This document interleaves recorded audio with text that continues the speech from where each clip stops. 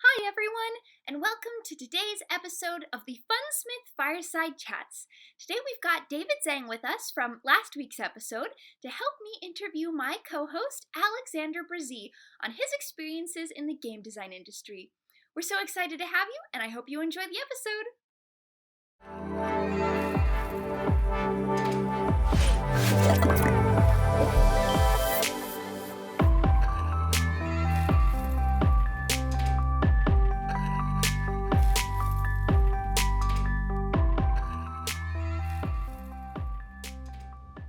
Hey guys, how are you doing today? Doing well. Nice to hear from you, Ari. It's always good to hear from you too. How are you doing, David? Doing well. Preparing for a hurricane. It's supposed to come tomorrow, so I had to bring everything inside from the outside. Oh my So, gosh, a hurricane? Are you serious? Yeah, it's because Wow. they call this area in Mexico the Mexican Caribbean. So a lot of times, like when I first got here, I see a lot of the places, like the first compound I used to stay at. That's not here, but it's like everybody had like tapes over their windows. I'm like, why would they tape their window? They're like, oh, it's for hurricane. I'm like, oh, okay, got it. So, It sounds kind of scary. You don't have to evacuate or anything, do you? no, it's like an annual thing. So every year it happens one time. So it's like one of those things that everyone's expecting it, you know? Okay, so you've got like infrastructure to deal with it. Yep. Yeah. Yep. Exactly. So today, normally Alex is one of our hosts, but we have a little bit of a special episode today because Alex is going to be our guest, and David and I will be interviewing him about his experiences in game design. Because you actually have quite a lot of experiences with game design. Just a few. I've had a few years. Been doing it since, let's see, 1996, believe it or not. So it's Oh, wow. almost 20, what is that, 25 years? It's been a minute. 25, almost 26 years. It's been a long minute. Before I was born. Yeah. Oh, okay. Well, so most game development studios are in California, but you said you're from upstate New York, so how'd you get here? Yeah. Oh, man. So I actually started out, and man, my full road is kind of a long one. I was super fortunate to be born to one of the very early computer scientists out of New York, working for IBM, and a mother who was a lawyer. So I had two college-educated, parents. And my mother decided actually to step out of law and lost grad school to actually raise me. And so, as it so happens, my grandmother ran a small photography business, like driving around the country, mostly Northeast, taking pictures of people and so on. And so she actually decided to get a computer for her home in order to just like organize all the files, save, basically records of all, her customers. And so I would go over and visit grandma. And when I did, I would be sitting there, like age 5 or 6 or whatever, and just putter around with the computer continuously. Mhm.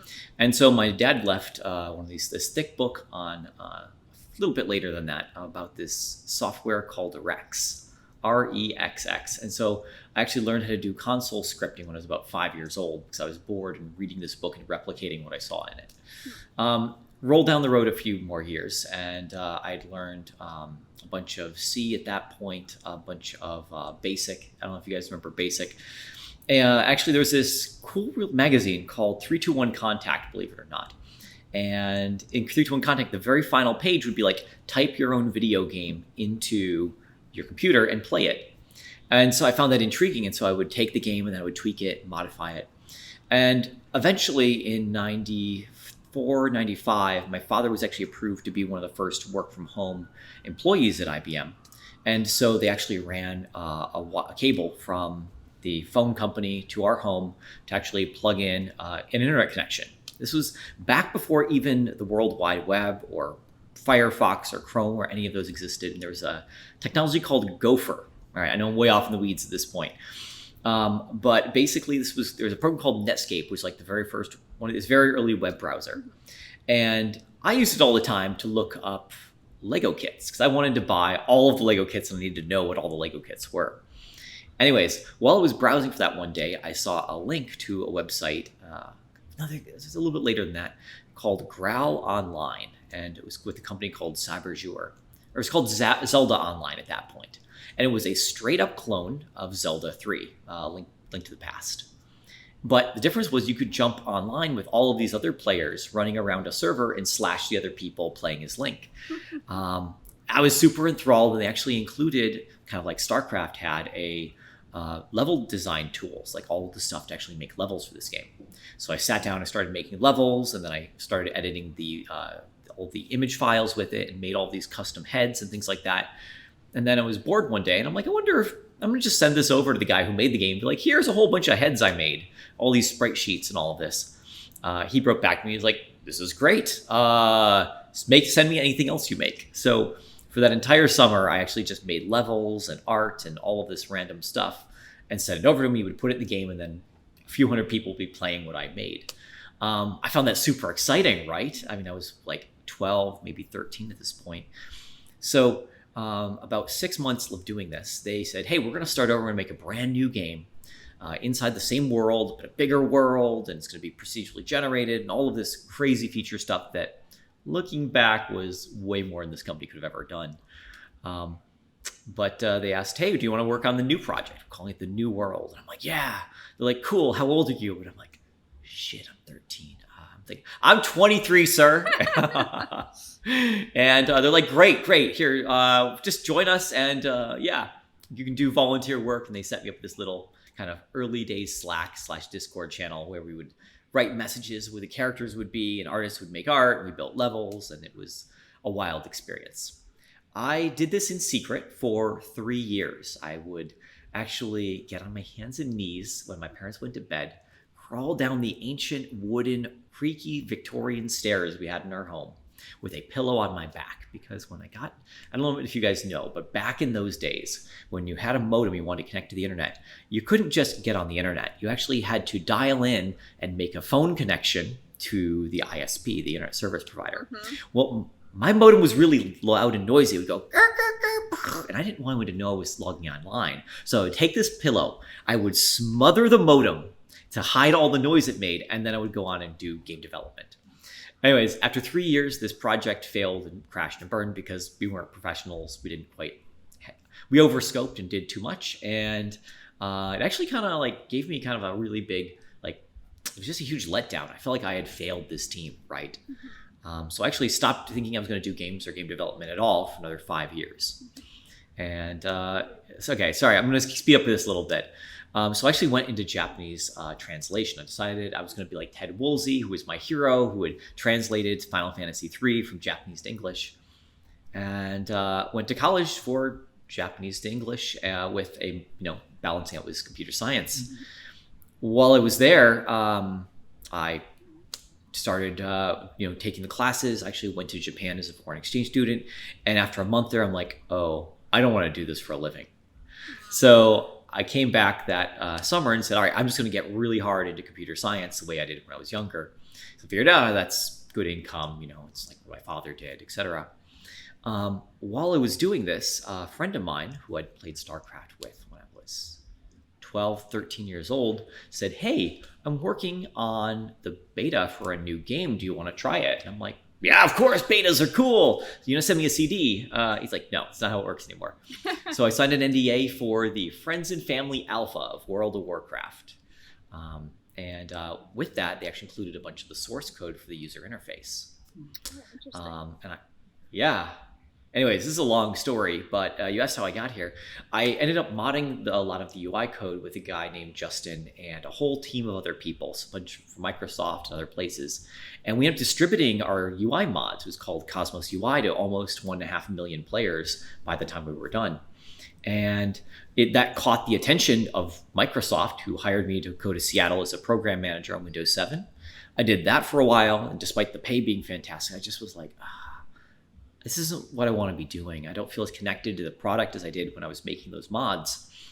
So I took a plane. I went down to Orange County and slept on the beach in San Clemente.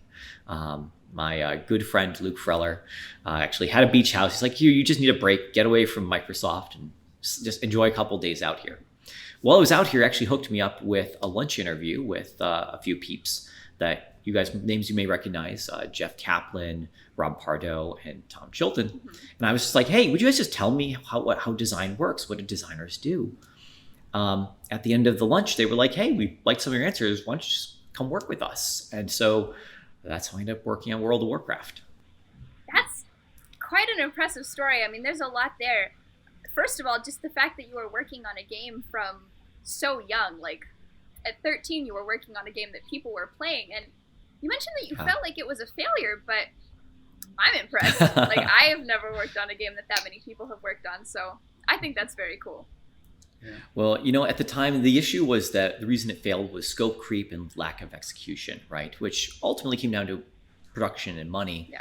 And because I was a person deciding what we were going to implement or not implement, at a certain point in time, I was spending so much time on it because I had nothing else going on in my life, that I approved too much stuff and we could never complete it. And so it always felt like we were chasing this impossible dream of actually completing experience players could play. Yeah. Then before you continue, just to clarify for the audience, can you just describe what do you mean? What is sprite sheet? You mentioned that when you first did the ground outline. Yeah. What is that? For someone who doesn't know what that is. Oh, absolutely. So, you know, when you get into game development, a lot of the times you play games that have 3D models in them, right? They have some size and shape, and they have a texture on them. Well, before 3D cards and such were commonplace, you would instead actually draw a texture called a sprite sheet. It would be like, here's one frame of a character, another frame of a character, like traditional Disney animation, except really low resolution. And then you would play these frames back to back. And so making those was one of the things I did getting started in game development. I just took existing faces that were like little Link faces and I repainted them to be like little dinosaurs. That sounds very cute. Interesting. Like Pokemon. Adorable. I remember Pokemon, the little ash box. You just see little movements. That's exactly what a sprite sheet is. You got it. All the little pixelated characters. So you told me something that I don't think you've ever told me before, which is about when you went to Japan, because I don't think I knew that you've ever been there. Hi, Kanazawa Sundei Mashita. So yeah, I lived in Ishikawa-ken, Nonomachi, I believe. It's been a few years now. Yeah. I actually went to school there. I was a foreign exchange student, and it was the sweetest thing. The students there who wanted all of us to come visit from our sister school, right, which was RIT, actually repaired bicycles. So every single exchange student had a bicycle to use while we were there for the summer, which was really cool. That's really nice. Oh, awesome post. Yeah, it was. Japan is just so beautiful. I'm kind of wondering, when you had that experience, I feel like it must have been so fun. So I'm wondering what it was that sort of flipped the switch in your brain where you were like, oh, this is great, but I don't want to do it. Well, I think it's a natural, healthy part of one's life to look at what you're doing, find the things that intrigue you, and pursue them. And when you go in and start learning about stuff, whether it's language or conjugation of verbs, or just the massive amount of symbols, right, you might need to learn for the core kanji for Japanese, it's good to see what interests you and what doesn't interest you. And the question is never, am I interested in this? It's always, am I so interested in this, I'm willing to go through the pain to get past the difficulties ahead of me? If the answer is yes, no problem. Then you are on the course to figuring out whatever it is you need to do to become successful, right? But with Japanese, I enjoyed the conversational bits. I loved learning the beautiful calligraphy of the characters and all of that. But when it came to actually listening to how some people who were translators would sit there, listen, and then repeat what the other person said over and over and over for hours and hours and hours, I just realized that wasn't what called to me. It wasn't what got me excited. Yeah. So for what got you interested in going to Japan? Is it because of the earliest games or like Nintendo or something? Is that what inspired you? Just out of curiosity. Oh man, so this actually goes back to my little brother. Mm-hmm. So do you guys remember the original Nintendo system? Remember that, the gray box with the two red buttons? Mm-hmm. Okay. So my father bought one of those because he injured his eye, and so the doctors were like, play video games, it'll help you stabilize your hand-eye coordination again. And so when he was done with it, he gave it to us, and we would go in and play these games. One of them was called Bubble Bobble. And so in Bubble Bobble, you're playing a cute little green lizard, and you actually bounce on bubbles, and you can spit bubbles at enemies. You trap enemies in bubbles, and you stomp on the bubbles to defeat the enemies. Really simple game, but for my brother and I, who were 6 and 4 at the time, it was an incredibly hard game. There were 120 levels. You have to play the entire game twice to get to the true final boss. And if you die, you're just out. You start over, right? Yeah. Anyways, one day after probably a year of playing this game, the two of us beat it together. And he jumped up and down, and we yelled. We're just bouncing in on the couches, yelling and screaming, being like, "Yes, we did it!" And he like tossed all the cushions over, and I looked over, and I'm like, I want to make everyone feel as happy as he does right now. And then I looked up, and I saw the credits scrolling, all these strange names. I had no idea what they meant. And so like, I must need to know what these people know in order to be able to make video games. So I must need to learn Japanese. And a couple of years later, when I was homeschooled, I actually saw a book in Japanese in a bookstore while my mom was shopping for, I don't know, recipes or something. And I just took it, and I'm like, all right, I'm buying this. And she's like, oh, okay. And she paid for it, obviously, as I walked out of the store with it. And I actually learned how to write, some basic words in Japanese and try to figure out how to speak the language. And that's how that all happened. It's really cool. I really resonate with that because I had a similar experience with Zelda. I was like, oh man, Zelda's so cool and it's so beautiful and the plot, I'm so engaged. And I was like, well, I want to make people feel like how I feel. So same thing, gotta learn Japanese. So studied Japanese for quite a long time too. I'm still trying to see what I'm gonna do with that, but I relate, and I suspect probably a lot of people have been down a similar route with that. Yeah. Which Zelda was that, by the way? I think the first one I ever played was Twilight Princess. Right on. Yeah, for me, the one that really like clicked with me was A Link to the Past. Like I played Zelda 1, it was cool. Zelda 2 just didn't quite hit, but that third one where you really go on an adventure and you feel that connection to like everything that's happening, those are the ones you really connect with. Yeah. And I think that adventure is different for everybody. Yeah. I think it started later for me. Oh, sorry. Oh no, you go ahead. Yeah, you go ahead, David. What game was it for you that clicked with you? So for me, is mainly I started a little bit later.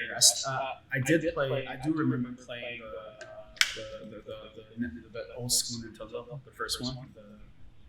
I forgot the name of it, but NES. NES. Yeah. And the one I actually started playing a lot was a Nintendo 64 because after school my parents used to be at work, so I went to my friend's house, my friend Danny, and he had a Nintendo 64 and we used to play Super Smash Bros. Where they put all the Nintendo characters together.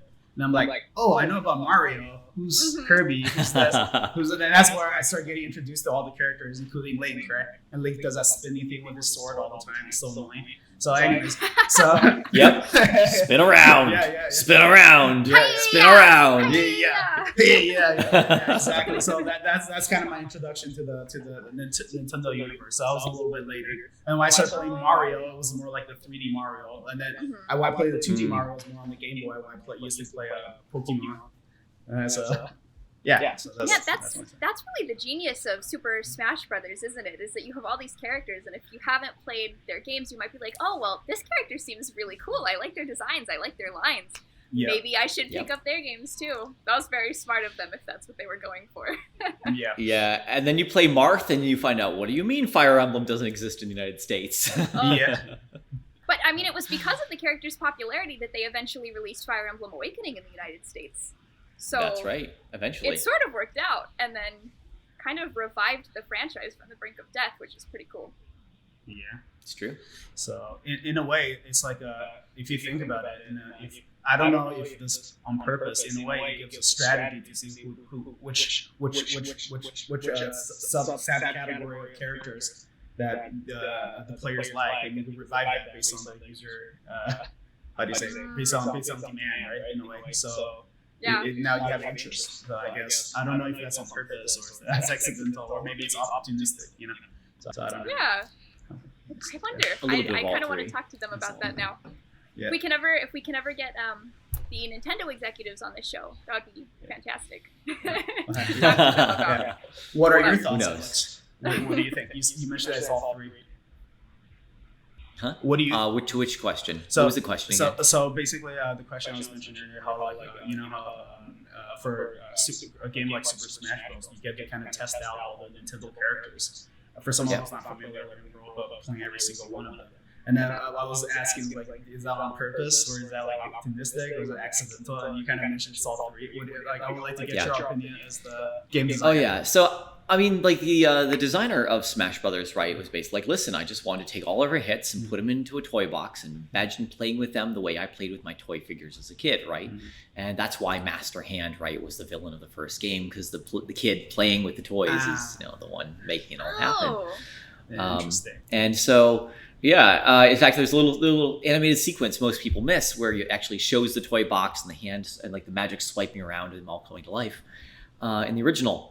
And but as they picked the characters, right, they were picking ones that they were obviously the core, Mario, Link, so on, and Bowser, of course. And then they also picked ones that were popular in each of the demographics, right? So like of some of the characters who were popular in Japan, even if they hadn't been seen in the US. And so by accident of trying to pick things that were popular and interesting, they created that cross exposure, which became cross media, which then led to people having access and knowledge of these games they wouldn't have looked for otherwise.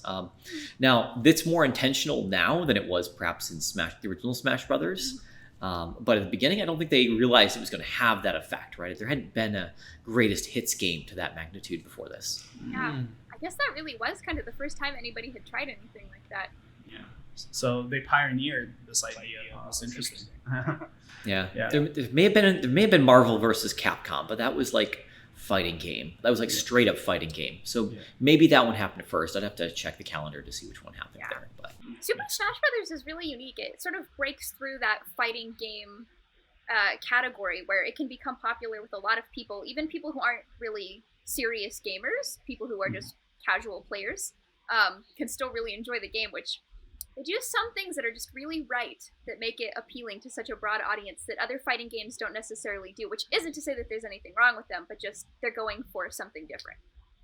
Okay, so I'm being corrected here. Apparently the very first one like this was X-Men versus Street Fighter in 1996, and Smash Brothers was 1999. Oh, so interesting. yeah. Well, yep. I've never heard of that one though, so. Yeah, fun, right? Yeah, that is fun. Interesting. X-Men.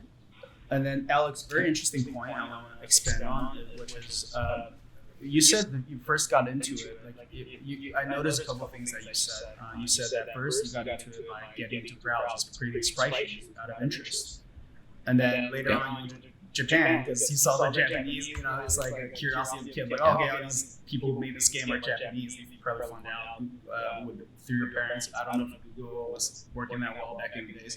Then you went to Japan. Then you found out that translation wasn't for you. So it seems like you've been dabbling in different subparts of a game design.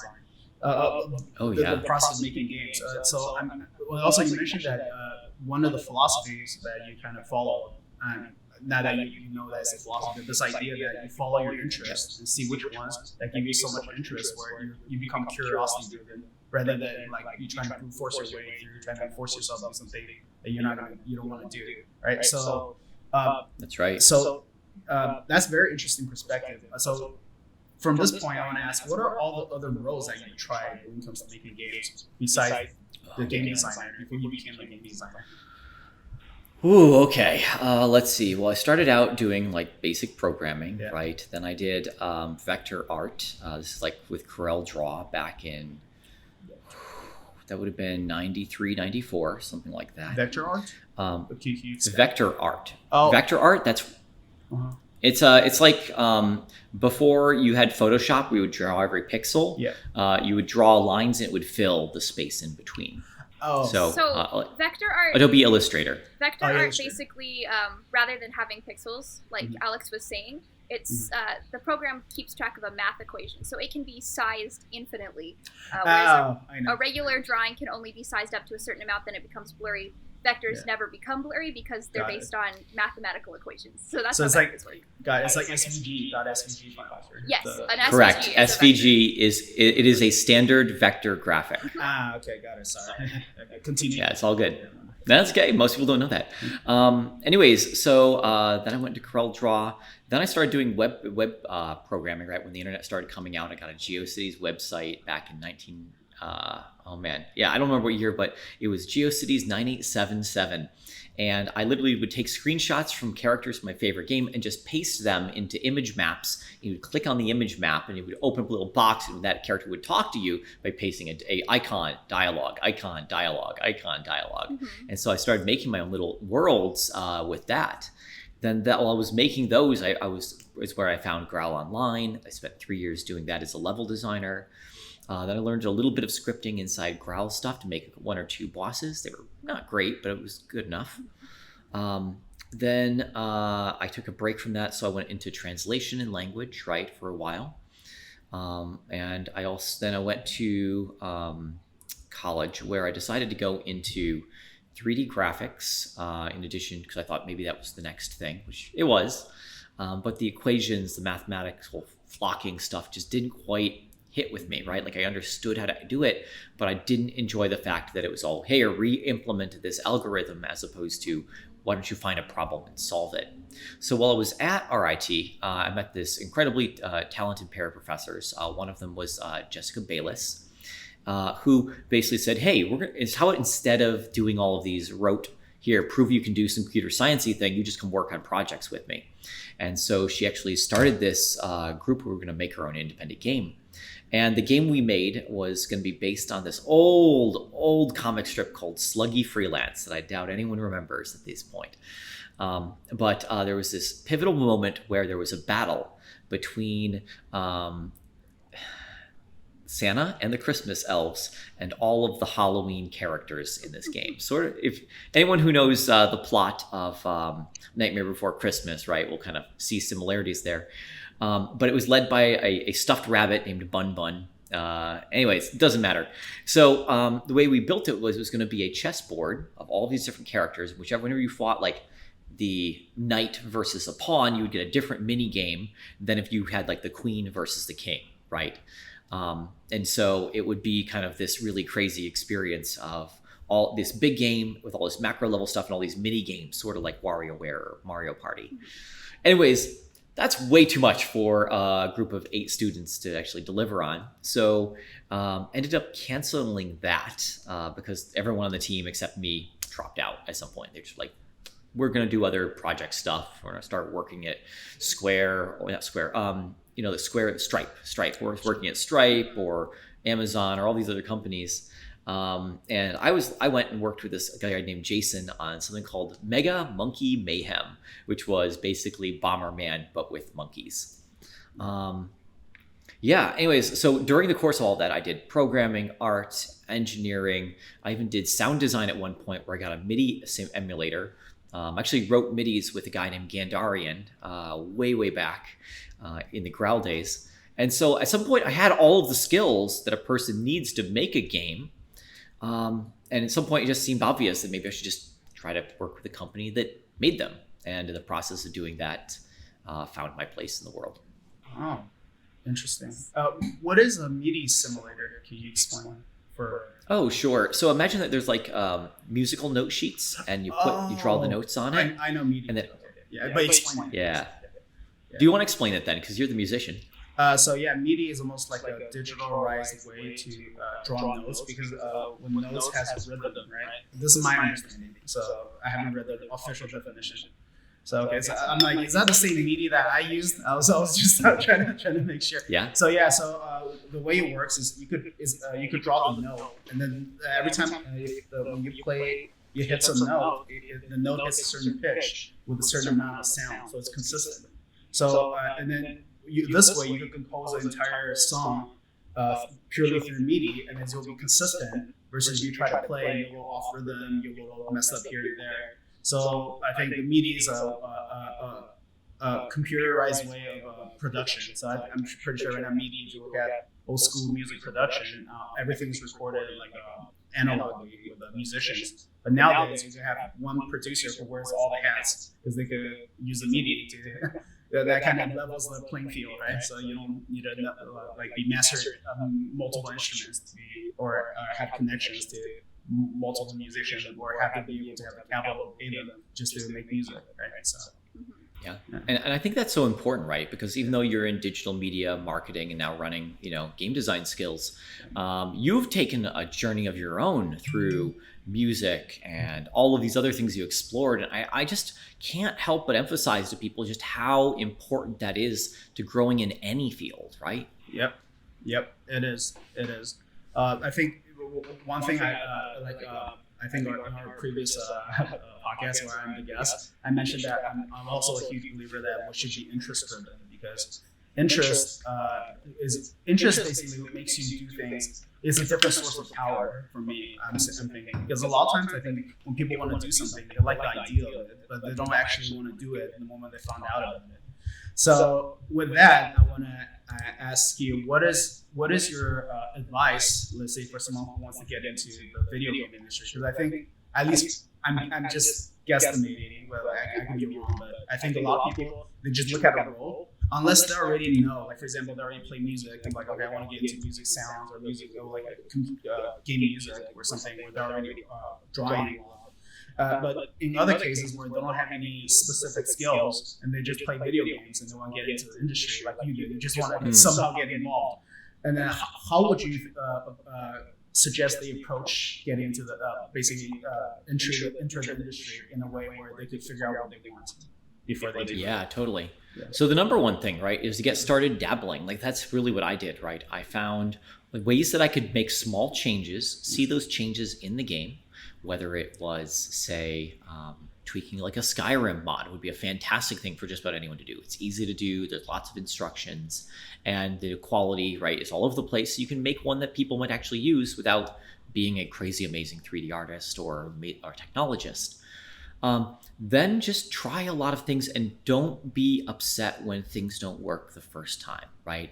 You have to be resilient and just keep pushing through and experimenting and trying things. And it's okay if the first thing you try or the role you think you're suited for actually isn't the one you want to do, right? Over time, you'll get better attuned to, hey, these are the type of tasks I'm good at doing. Here's the ones that I'm not good at doing, but I want to get better at, and you push yourself through it. For example, you do a lot of drawing, right? And have in the past, right? What were your first drawings like? And what was it that helped keeping you going through that difficult pain period? Because I have tried to learn how to draw, I think 8 times in my life. It's been with a pencil. I've had notebooks. I had sketchbooks in middle school. I have bought full online courses, right? But at a certain point, I just put the pencil down and then don't pick it up again. Mm-hmm. Yeah, well, I can tell you for sure my drawings were not good when I started out.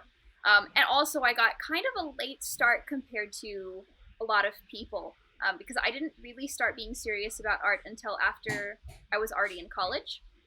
And I would say it took a solid 2 years of having life drawing classes like every single day for hours and hours of drawing before my drawings started to look like anything worth looking at.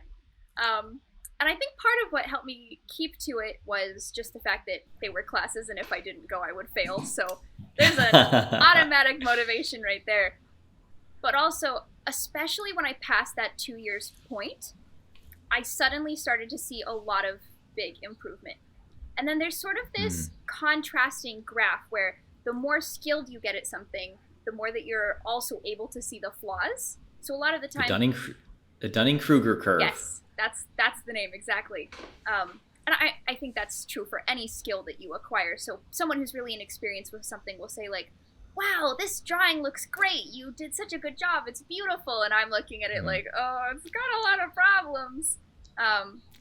So learning about that, keeping that in mind, helped me keep perspective, and also just keeping track of my own personal progress. It's a very common piece of advice not to compare yourself to other people, but especially when it comes to art, because if somebody else has been doing it for so much longer, you can't compare yourself to their progress. Like, there's a lot of really good artists on Instagram, and you just have to see them as role models instead of comparing yourself. So those are the things that help me the most.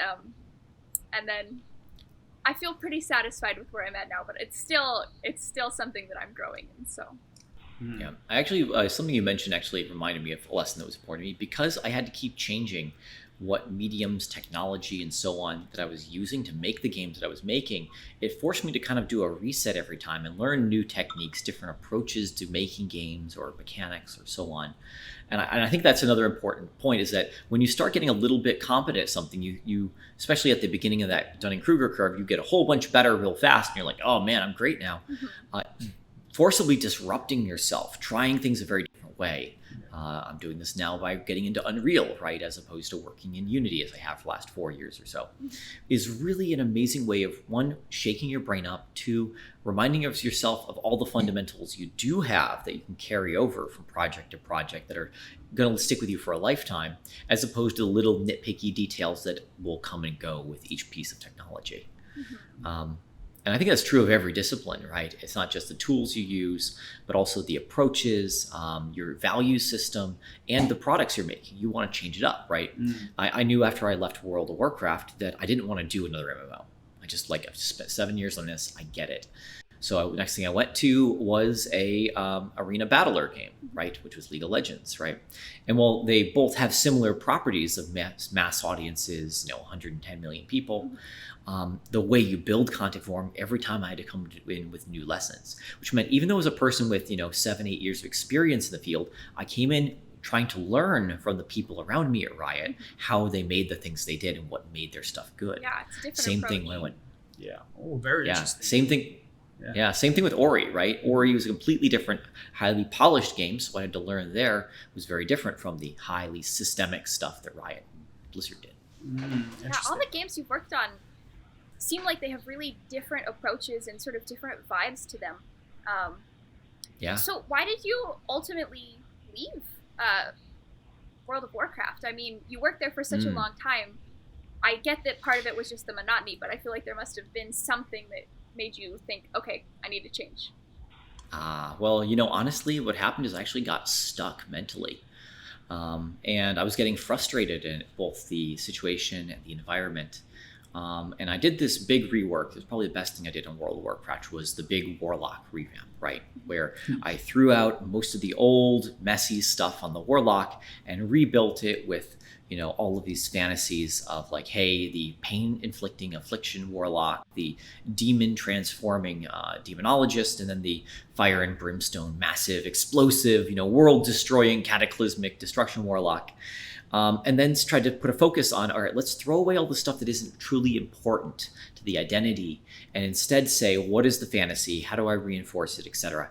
I did a really great job on that. I'm going to be honest. It's one of the few things to look back. I'm like, there were plenty of problems. Don't be wrong. It was a huge rework and there's plenty of things wrong in the end. But I really hit all the notes of what were the players looking for, what healthy things did the gameplay need, and did I really sell the fantasy of the character?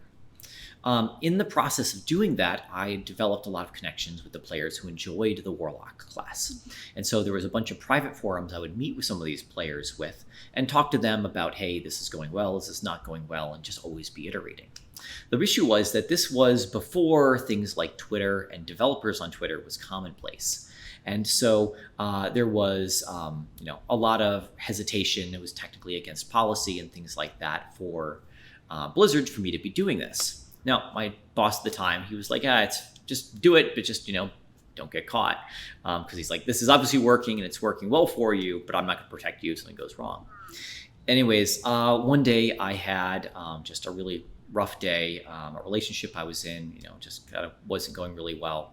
And a player on one of the forums was like, hey, this really powerful ability needs to be buffed. It's too weak. Buff it, buff it, buff it. And I'm like, dude, I don't have the political capital to protect a class from nerfs. And in this case, this ability actually needs a nerf.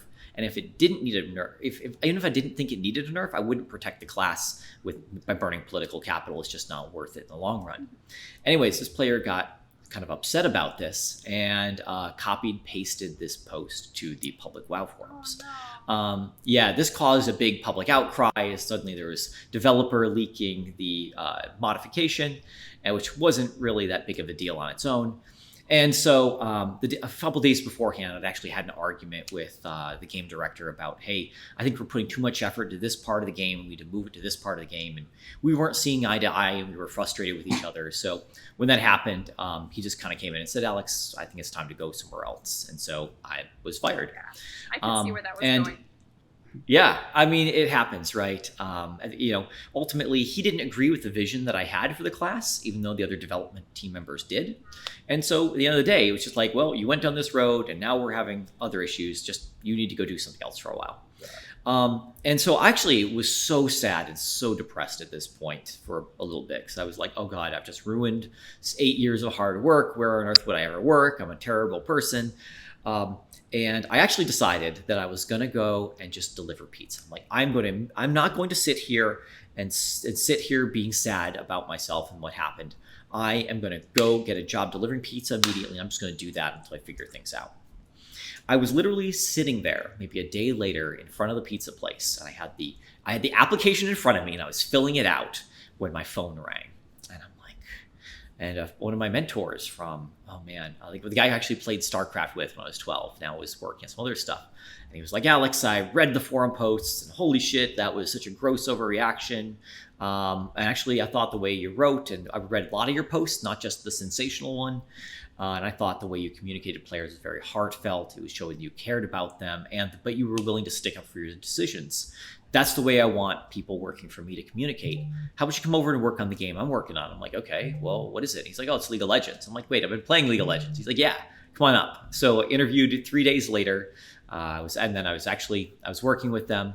And then I went on for 3 really amazing years working on League of Legends, another secret project that hasn't been announced yet at Riot. And so it actually was an incredibly pivotal moment, because I went from being in this state where I felt that I was stuck, I didn't have options, I wasn't valued, to working with an organization where I was value aligned, where the supervisor and coworkers appreciated me and the work I did. And I'd been blogging about Warcraft and all the work I had done for a while, and every single one of the designers there had been like, wait, you wrote that blog? And I'm like, yeah. They're like, holy shit, I was learning to design off of that blog, right? And so I was like, holy shit, I'm in the right place for the person that I am now.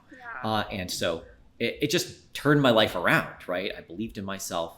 It took time, right? I had to kind of get over some of that. But the people I worked with enjoyed and respected me, and I learned so much about myself and development at Riot. So that seems like such a positive change.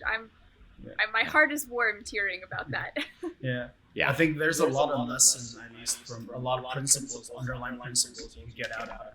Because, for example, what you just mentioned, at the moment, you got fired. It's in the moment you're like, oh crap, I got fired, because at least that's how we're conditioned. Because it feels like rejection, like we failed. But if you didn't get fired, you wouldn't have went to League of Legends, Riot, right? Yep. So in a way, it's like sometimes these things where it's a no, you get rejected or whatever it is. It's not actually a bad thing. It actually opens you up for other things. But people, because we're thinking good or bad, is kind of the frameworks. So a lot of times people are like, oh, this is bad, therefore everything's bad. Because what's bad cannot be good, right? So that's very And then another very interesting thing I want to ask you for that story before we continue is, if you were to go back, I know you said you felt unvalued, but if you were to go back to that conversation you had with your supervisor, would you have done it differently, or would you have approached that a little differently? If you were, obviously you in the end you came out better because you got into it. Yeah, that's my question. The issue was that it was one of those situations where it simply was just misalignment between the organization and myself, right? And that wasn't going to be fixed, right? I wanted to focus more on PvE content, the richness there, and less on the type of PvP content that was very shallow, and they didn't want to do these deep reworks across all the classes to make them healthy, because that was the next step, was right, we have to do this work for everybody to get the game in a better place. Eventually they did this. They had the same realization 6 years later, but it wasn't the time or the place for me either. So I could have been more respectful or approached it more effectively or gotten more people on board for that conversation. But at the end of the day, sometimes these moments are just important for you to grow, right? When I went to Riot, I didn't just, I went up in salary. I had a better lock into my position, but I also met people who would actually challenge me and push me to grow as a human being, right? In a way that Blizzard, because the Blizzard culture was very much one of, once you're in the family, you're in the family. You do never betray the family, right? Interesting. Whereas Riot was more about, hey, we're going to push you. We're going to give you resources to grow, and everyone's going to push everyone to just keep getting better, right?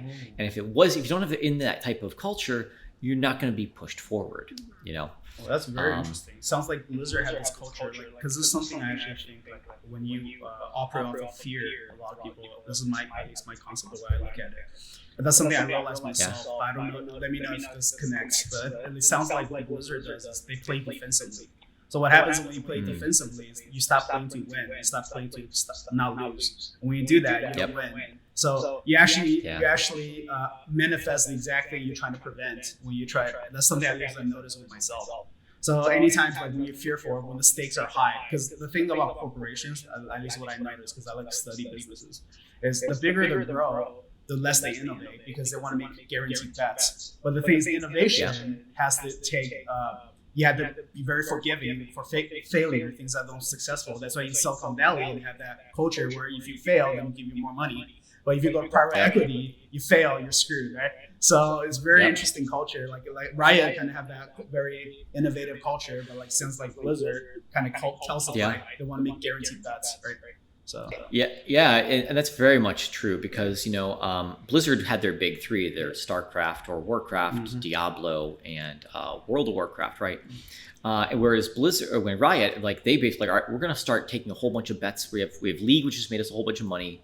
They started on Legends of Runeterra, which finally came out last year. And then they just said, hey, we're going to just take a whole bunch of bets on a whole bunch of different game ideas. The ones that don't succeed, we'll just sink them and then keep going.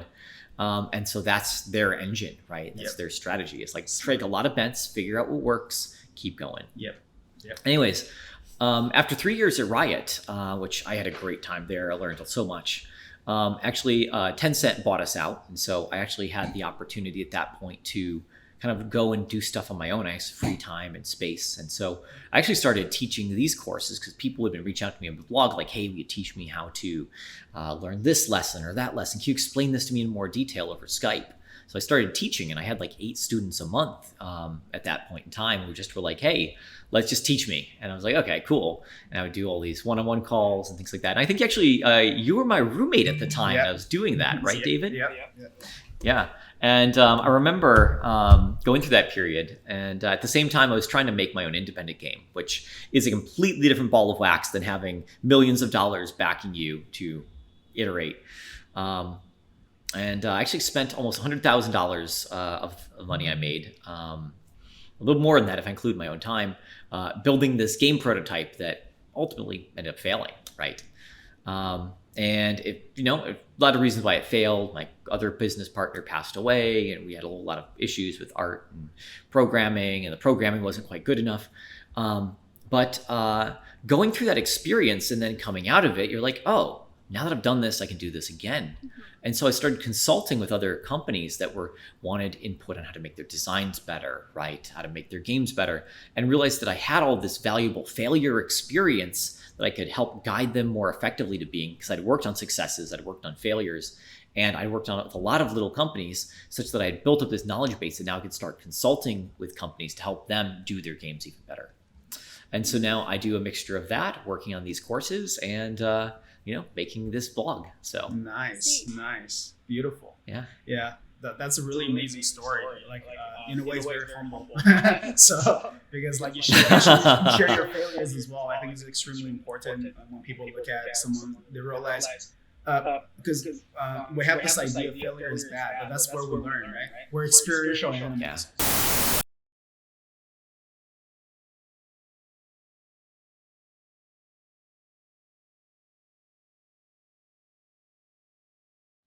Hey guys, we actually lost David, but we're pretty close to the episode, so we're just going to talk about a few more things and then wrap up here. But I wanted to ask you, Alex, when you were at Riot, what specifically were you doing? What was your job? What were you making? I actually worked on a bunch of things. I had my favorite job was known as the Strike Force team, where I would basically be me, Richard Huff, and a few others, and we would go on and take these really short assignments we thought would make players enjoy the game better, and we could do in 1 or 2 weeks, and just knock out a whole bunch of those things really quickly. The next thing I did was actually work on champions like Xerath, who was the rework of Xerath for League of Legends. Made him go from like a less than 1% play rate, but with a 55% win rate, to a character who was a more balanced win rate and was more enjoyed and frequently played by players in the player base. That's really cool. Then I went into R&D, where I developed also a new game for them that hasn't come out yet.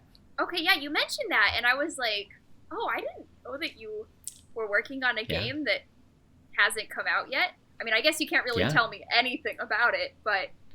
No, but when it does come out, I'm going to be super excited for that team because it was a great project. I'm excited to see, too. I mean, I know if you worked on it, it was great. Thank you. Oh, so Xerath, this is something that I've wondered about, and I think I've maybe asked you, but I forgot what your answer was. Your username on a lot of things is Xelnath. Yes. Is Xerath related to Xelnath? Because it sounds like it's related. So the original Xerath was made by a guy named David Abacassis. And when he was making the name, he happened to just kind of look around for ideas and people who were sending emails for inspiration. And, there was a bunch of different sources that he was looking at. And one of the things was an email of me giving him feedback on something else he had worked on. And so he mixed it up a little bit. So it's related, but not directly there. In fact, when I started at Riot, they were working on Vel'Koz, who was this big squiggly eyeball with tentacles that shot lasers around. Mm-hmm. And Riot Ezreal actually wanted to name that one Vel'Nath, right? To basically be like, hey, let's take Alex's name and just tweak it. And this one, but his name's already in there with Xerath. And I'm like, wait, I don't think that was, and then Dave was like, oh yeah, I totally did. Sorry. And I'm like, so damn it. I always assumed that you were like involved in that decision. I didn't realize it was other people. Years. Yeah, that was years. Like so a good rule of thumb is that you never name any piece of content after yourself, right? And at Blizzard, that was generally the rule. It's such that if your name was in there, someone else named characters after you, and things like that. At Riot, it was similar, right? So often the people who were really core to development or really close and special to the team would get their name in a champion name or item name or so on, whether it's Shurelia's Reverie or Ezreal, right, which is my friend Colt, or any number of people like Kassadin and so on. It was just like a way of showing that, hey, you have a cool nickname, we really appreciate it, and here's something cool we do. Now that Riot has thousands of employees, you can't quite do that the way as you can when there was 20, 30. So yeah, I imagine a lot of those names come from the OGs, not so much the new people. Yeah. Like Annie was actually the name of one of the employees at Annie. Oh wow! And so yeah, that's really cool. That's a fun thing to know. Yeah, another one, another fun fact: Nasus, Nasus. Was Susan backwards because one of the developers was dating or married to someone named Susan. Tryndamere and Ashe was Tryndamere, which was the president of the company at the time, and Ashe was for Ashley, his wife. Aw, that's cute. Yeah, I actually knew about Susan because I used to play League of Legends a lot with a friend who, whenever he would play against a Nasus, he would say, "Stop it, Susan!" And I was like, why are you calling him Susan? And he was like, because it's backwards. And I was like, oh, It is. So I knew that one. But those other ones, that's really fun to know. Yep. And I have to say, and those little things, they're things that you can't really continue forever as a company grows. But those moments when you look back at them and just little ways of showing appreciation for your teammates, members, loved ones, right? That's absolutely essential to surviving in game development, right? Because players connect to those stories, you connect to those stories, and it matters so much. So yeah, that's really cool. Well, Alex, thank you so much for being with us today. I mean, I know you're the host always, but thank you for being here as our guest. Sure. Yeah. And if anybody wants to take any of your courses, if they want to they want to learn from you or maybe check out Instagram or a blog or anything like that, where can they find you? Yeah, well, you can go to the website for this course, gamedesignsskill.com or gamedesignsskills.com. Both of them should work. You can also check out my blog at zelnath.com or at me at Twitter at zelnath. And we'll have all the links to that down below the video. Just so you guys know, in addition to all that, if you guys have any questions or anything that are for any of us, go ahead and put that in the comments down below, and we'll be happy to answer them. So we look forward to hearing your feedback. And thank you, Alex. Thank you, David. I hope you guys have a great day. Yep. And remember to like and subscribe and check out our channel because we got more stuff just like this right there waiting for you.